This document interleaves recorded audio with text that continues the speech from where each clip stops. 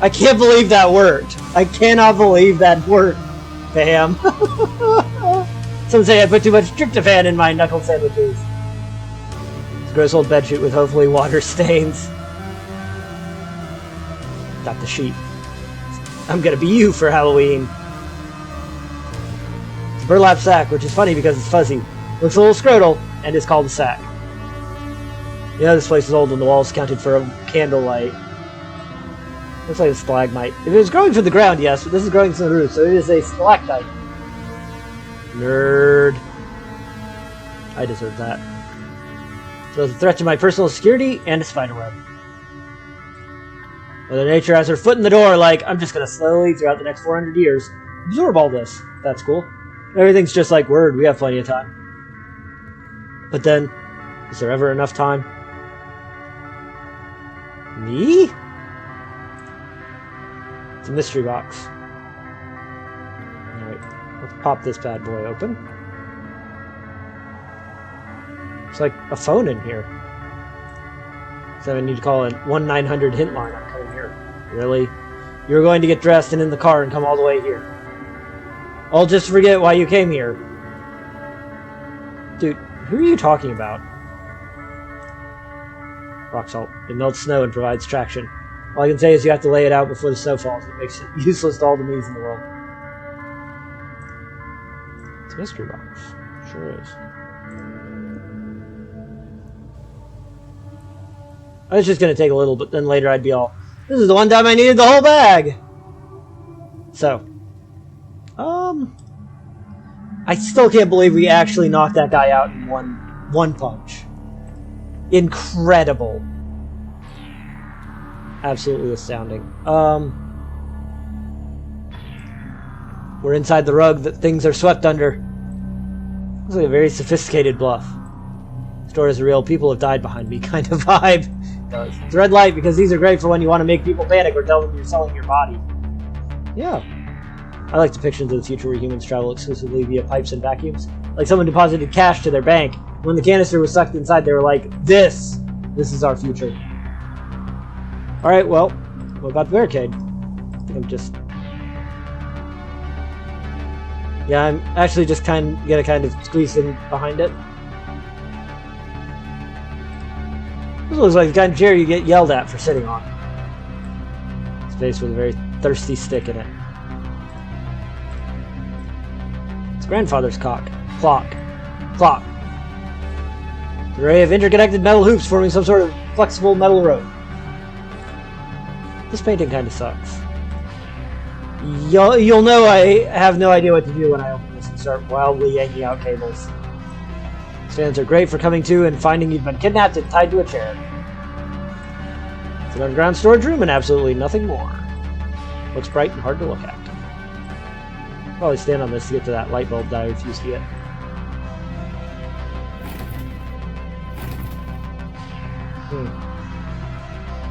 Did yanking this chain cause that slit to open? Dear God, why would you word it that way?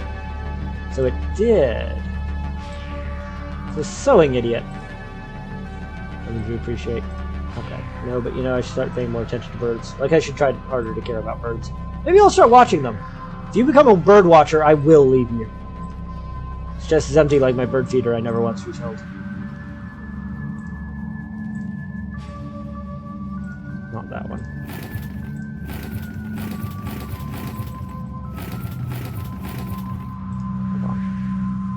There's a lever there. Might as well be the cockpit to a space shuttle. I don't know how to get inside of it. Actually, wait. Yes, I do, and now I'm an electrician. Or an astronaut, or whatever metaphor. Please close it before you hurt yourself. Okay.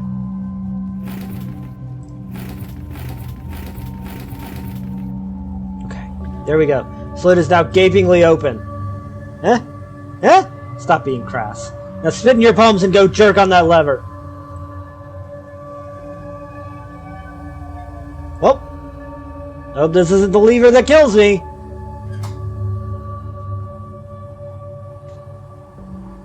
It's not.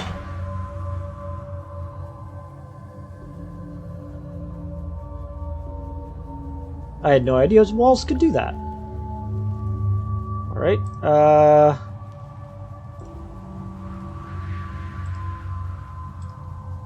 it's an elevator? I mean, it has more in common with a well bucket than a modern elevator, but... it looks like it goes down unsettlingly far. It's part of the elevator system. There's 2 lights with weird glowing serum in them.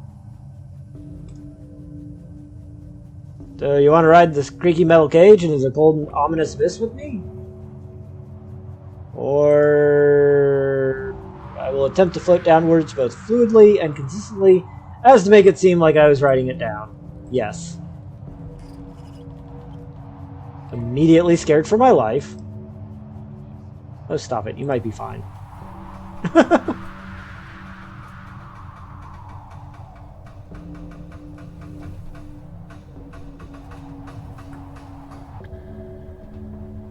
So... they would, like, never find my body, huh? Can we not? Sorry, it's just this elevator that's older than elevators. It's giving me crazy anxiety. Last time I felt a panic attack like this, I was being cut out of a turtleneck sweater.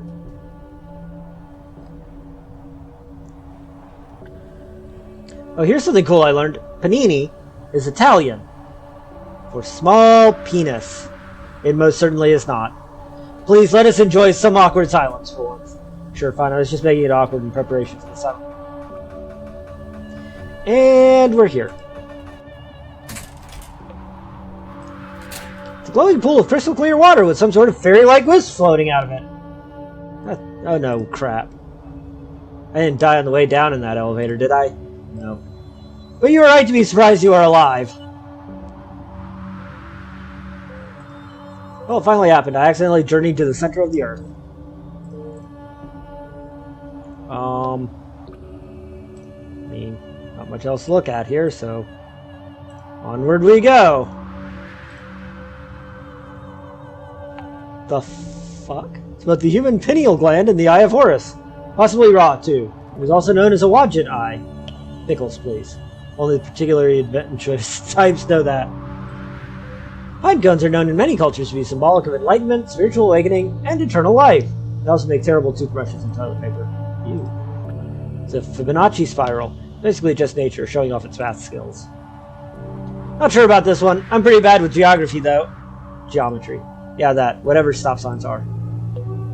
Shapes.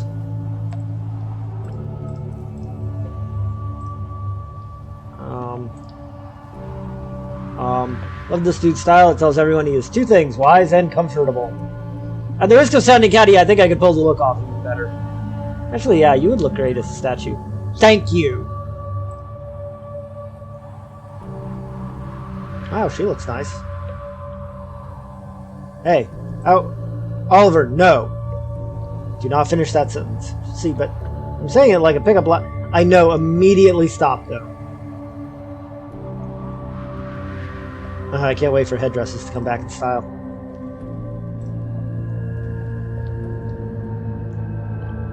It'll be weird walking on the grass above here now, you know?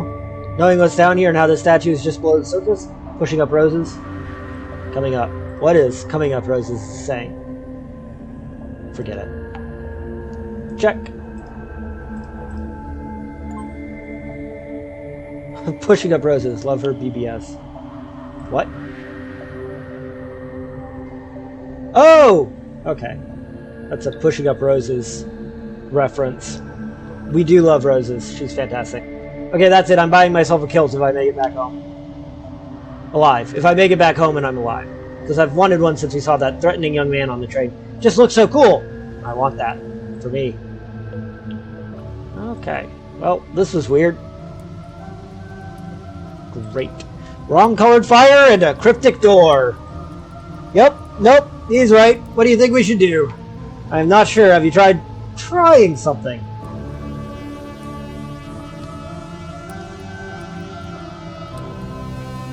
I meant for when that doesn't work.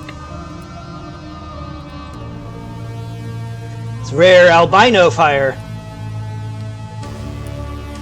It's for sure the most metal room I've been in this week. It's First thing I've recognized in a while, and a door. Oh, it's... Uh-oh. Uh-oh.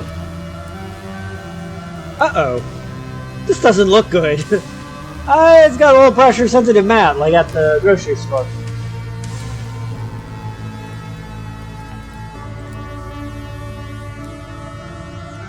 I think we're going in here, guys. Oh, shit. Oliver, I knew it. I knew you'd find me. Zoe, are you okay? Yes, but my dead ex-Chad is in here with us. I made a few critical miscalculations, Oliver. I'm sorry. See, I'm moving on, I hope, with you, and so I thought I could help him move on from here. So I agreed to help set up this equipment, and eventually Chad let slip a line about never letting me go. So I made a run for it, called you, and that's when I discovered the security guard that Chad hired. I know that guard. I punched him in a way that made him stop everything and nap on the floor. Zoe, there's something I gotta say that we both need closure on. I saw what 5 pounds of gummy bears looks like, and yeah, I have eaten 5 pounds of them in one day. How he gathered the resources to do it is the hero's journey part of the story. Hi, Engelbert Picklebender, you must be Chadolf. Chadolf? Like Chadolf Hitler? I love when you peacock your competence to me. Listen, I don't know exactly where Chad is. I think he's run out of, or is conserving, necessary energy to communicate with me. But he is trying to open a portal. Where's the tunnel and why is it blocked off? No, not a literal portal. A science portal. Dear God. Chad is meddling with ancient technologies he does not fully comprehend. You need to stop him or get far away from here. As if.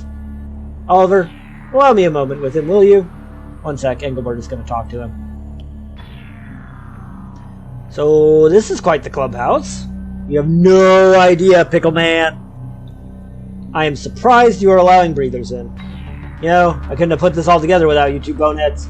You guys woke the keeper for me, found the frequency book, collected the train parts, and brought me the power generator. Yes, it would appear that we have fallen into the habit of doing your job for you. And that is not limited to what Oliver has been doing to Zoe. Repetitive slices of cheese do not count as dinner. Here's why they do. That was harsh, Tangy Tubes. How about a deal? I will take a proverbial chill pill and you tell me where we are. It was from his lab in Colorado Springs that Nikola Tesla wrote, "The secrets of the universe lie in energy, frequency, and vibration." He penned that immediately upon returning from a trip to this very room. Like, whoa, right? Yeah, I guess whoa.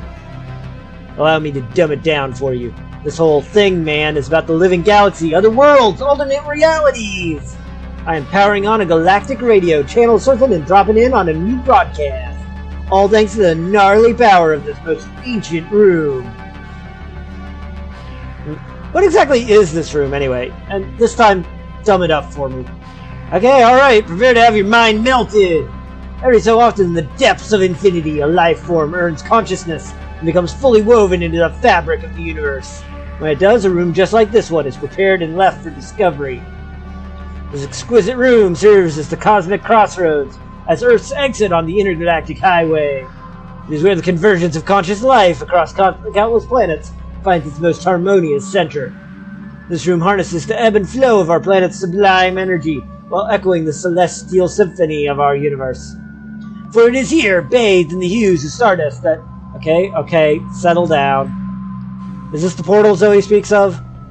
Yeah, that portal, my uptight dude, is a celestial radio dial, allowing us to tune into the many diverse melodies of life. What are they saying? He's doing a lot of listening. What is the purpose of your mobile AV club set over there? AV club, as if... Bro, you've never seen a function generator before? If you mean a signal generator, yes, I am aware of those. What about the metal plate on the speaker? Why is there sand on it? That most excellent little device is a Chladni plate. It's a tool to find cymatic patterns and frequencies. What are cymatic patterns? Why, they're the geometric shapes crafted by vibrations, man. Different frequencies, different geometric patterns. Okay, Mr. McQuestions, my turn. Have you ever sensed an incoming signal? Maybe from a walkie-talkie or a phone call? What about our ability to make solid matter way less solid? And if not those, then I'm sure you've wondered how it is exactly that we're able to interact with the physical world. I have wondered most of those things, yes. And sent a phone call before the phone rings. And lately I'm even able to feel where it is coming from. Why? How? You are sensing a rift, a wave, a radical change in the vibration of the grid you exist on. So like, picture how gravity is visually explained. A grid representing the fabric of space is laid out like a sheet, and the Earth sinks into it. Like Earth, everything sits in the middle of its own grid, and when you listen to it carefully, or in your case, for long enough, you begin to notice disruptions in your grid. Are you talking about floaters or breathers? Both. I have a few hypotheses that suggest it's easier for a ghost to tune into, but breathers do it all the time with Kundalini. So an incoming call's frequency sends a ripple through my grid, and after enough occurrences, I began to subconsciously relate that specific ripple to what happens before a phone rings. Bingo! Not bad, Uncle Gurks. I find it hard to believe there is an exact science behind how we can make things less solid. Ye of little faith. Check it out. This is pretty gnarly, right? Have you ever seen an opera singer shatter a glass with a long, sustained high note? I am aware of the trope. Righteous! So whether we're talking a rock, a coin, a wine glass on a table at the opera, everything vibrates. Everything has a natural frequency. Got it? Now if you create a sound wave with the exact same frequency as, say, a wine glass, then the resonance from the two identical frequencies vibrates the glass with increasing intensity until pop! It breaks. So it is not that the opera singer is hitting a high abrasive note, rather they are simply holding a note that matches the frequency of a wine glass for long enough to break it? Yeah, but holding a note for long enough and with enough force behind it. Hence the example being an opera singer. So what does this have to do with making something less solid? It's the same principle, called the phenomenon ripped, or resonance-induced phase transition. Basically, you're attuning to the object's resonant frequency and causing them to vibrate intensely. This makes the object temporarily less solid and even permeable. Word. So you really think there is a science to being a ghost? There's a science to everything, my dilly dudester. Dig this. Ghosts continuously and subconsciously pull vapor from the surrounding air and use it. Go on. We use these vapors to manifest a physical representation of ourselves, because I think that even dead, we are bound to the law of observation. You also use the moisture to interact with the world. It's even why you can pick some things up and why you can't other things. Go more on. Look, I haven't looked at the exact equations for this, but it's for sure in line with the principle of buoyancy. Buoyancy. Interesting. If the object is heavier than I am in vapor, that is when I cannot pick it up. Holy crow! Pretty heady info, right? Real quick, what is the law of observation again? We create what we observe. Double slit experiments prove that particles behave differently when they're being observed. Differently how? Well, to put it in Grommy terms, they behave as if they're being observed. Unobserved, the particles are a wave of chaos. Observed, they cluster into groups of matter. That is a lot to wrap my head around. What's even more bodacious is retrocausality. Say something traveling through space goes unobserved for 10 million light years until it passes Earth and we observe it. As soon as it's observed, it goes back in time and retroactively appears now, as if it was always observed. What? This is scientific fact? Bona fide. Whoa. Yeah! Cymatic patterns in the human ghost. So there's geometric patterns that emerge at certain frequencies, cymatics. Why are they so important to this portal? Because conscious life can be found wherever the frequency produces a geometric pattern. See, like, I've already picked out the pattern for the reality I'm heading to, dildoll. Now I just punch in that pattern's hertz and walk through the altar door. Easy peasy. But you are a ghost, we're just vapor. How do you know it's going to work for you? Wrong. We're just energy, channeling vapor. Everything vibrates. Nothing in the universe is ever at rest. Tell me about it. Cymatics affect energy the same as water, the same as air, the same as blood. Cymatics are also how I know that you and Ollie Kickflips over there won't interfere when I take Zoe and book it out of here. Wait, what? Zoe is not going anywhere she does not want to go. Zoe and I never broke up. When I died, we were in love. If I can realive myself, why can't we be together again? This is not how you go with the flow. Furthermore, I caution you to not underestimate how good Oliver is at interfering with big plans. Trust me. We're almost done. He was just threatening Chad with that childlike wonder. Trust, I'm a handful. If you stand in my way, I'm gonna blow Oliver up. That is a bit excessive. No, like, it's actually a lot more creative than it sounds. See, I stumbled onto the exact cause of spontaneous combustion. Bro, once you know a person's exact natural frequency, all you need is a powerful sound wave. Like, say, from a train whistle. Play the matching frequency and, well, you get the idea. I'm calling it a lot less spontaneous combustion. The name needs work. Speaking of, do you remember that train whistle? How about subcutaneous combustion? Dang, yeah, that's pretty good. Never mind that and pay close attention. Remember that train whistle you guys got for me? That's the opera singer. And if you lame brains stuck in my lame, then Oliver is the glass.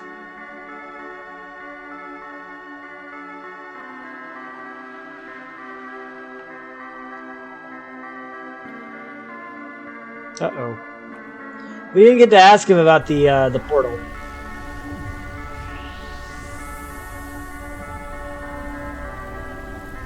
Zoe, babe, it's time to blow this joint. Did you hear that, too? Oliver, I'm not sure how, but Chad seems to think he is going to force Zoe into that portal with him. Incoming, Chad. Ow! My head is swimming.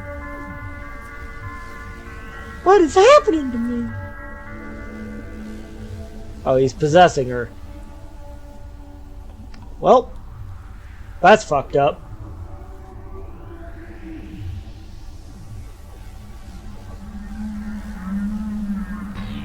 Oliver? Uh-oh.